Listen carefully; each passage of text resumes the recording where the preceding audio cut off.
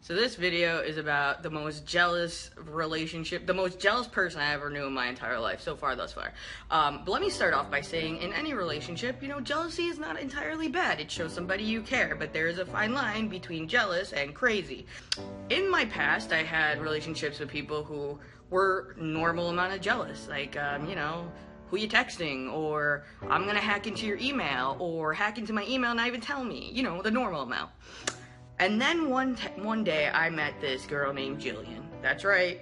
If you go to Wedgaholics and you start chapter 7 in there, that's when I meet Jillian. And reading those chapters right there when I first meet her was, holy shit, like I didn't see the red flags. Like I was in it and didn't see it. And that's what's mind-boggling. Like, what? The first thing was, we used to work at the same place, so I didn't know this till later on, but one day we get out of work and Jillian went to her car and I got in my car with one of the other girls, Vicky, in this story.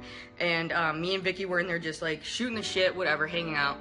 And Jillian, like, the parking lot's dead because like it's closing and nobody's there. So Jillian's in her car and I could see her across the parking lot, and we're not like together at all at this time. But literally, I was sitting there with Vicky for like 20 minutes, and then like Jillian's car is still there. Eventually, she pulls out and leaves. Life goes on another month or so, and now me and Jillian are, you know, having sexuals. And one day she told me, yeah, like I was waiting in the parking lot, and I was so mad at you because you were in the car with somebody else, and you just like wouldn't leave. And I used to follow you home and like, you know, say bye when you got off the exit. And I'm like, what? Like, I never knew that she even followed me home and would say bye. Like, I don't, like, recall ever knowing that. So she must have been, like, leaving with me at work, and I would just never notice and, like, would not notice. And I guess that night she was particularly angry, and she was like, yeah, you just wouldn't leave, and I didn't know what the fuck you were doing. And I'm like, okay. But I didn't really think anything of that. Okay, next thing is she would get so angry about any person I talked to, literally any person. If I asked the waitress for an extra straw, she'd be like, oh, do you want to fuck the waitress? What the fuck's wrong with you? Wow, I can't believe you just did that. Okay, so I had a little past, like, life of being this, like, monopolizing player person. I get it. But really, I just asked for a straw, okay? So that was crazy, another crazy flag, which was just like, don't believe my life right now. The third thing that happened, we were on a trip. I saw this girl, we were on vacation, and I tell Jillian, I'm like, that chick is giving me eyes, I'm telling you. And Jillian looks at me and is like, you think everyone's giving you eyes, like you're so full of yourself. And I'm like, yeah, but when I know. And sure enough, like the day progressed and we ended up crossing paths with this girl again towards the end of the night, and she looked at me again and I was like, telling you, this fucking girl, right? Doesn't believe me. We get into the club that night, and the girl comes up, starts talking to me and Jillian, and she has siblings, and everybody starts being friends, and it's just chill and relaxed, and Jillian's like, I want to leave, like, I don't like this club, and I was like, all right. And so the girl, like, grabs my face and goes like this, don't worry, like, I'll take care of Wedge. I literally was like, oh, no, you did not. And Jillian, like, fucking gets up and, like, stares her down. Like, you did not just touch my property. I'm gonna fucking kill you. I didn't even say anything. I was like, nope. Before you know it, the girl gets up, goes out of the club. Jillian gets up, goes outside the club. And I was like, oh, fuck, I better go out there and make sure she doesn't fucking end up in jail.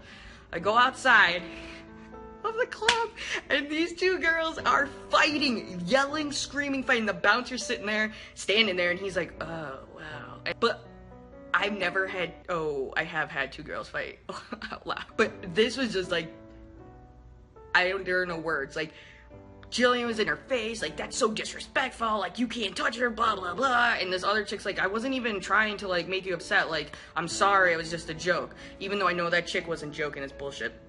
So they're fighting. I was like, okay, it's time to go, Jillian. After that, like, life goes on.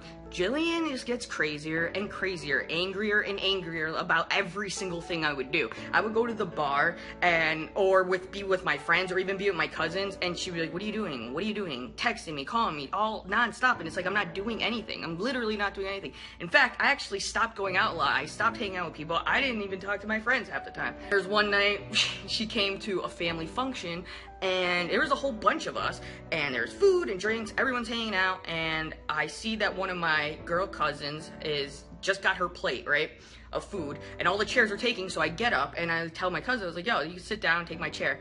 Jillian looks at me, angry, doesn't say anything, but I know that look, walks out of the room, and I'm like, now, what the fuck? What the fuck? She goes, what, you want to fuck your cousin?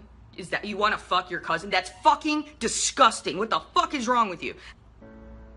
What are you saying? I could not even entertain. I could not entertain that at all. I was like, I can't talk to you. Because we were so far away, we were like an hour out, like away from home, and we were drinking, and I couldn't just like throw her in the car and get rid of her at that point, because like, oh my God, I just like couldn't entertain it. And I honestly didn't even know what to do. Now, shit gets bad, okay? Because after that, whenever Jillian would get angry or upset at me, she literally would self-harm, okay? So she would like, and she had never self-harmed or talked to me about it ever in her past. And there was one time, like, she was in the bathroom, and we had been fighting, and she was literally cutting herself, I think like on her arms.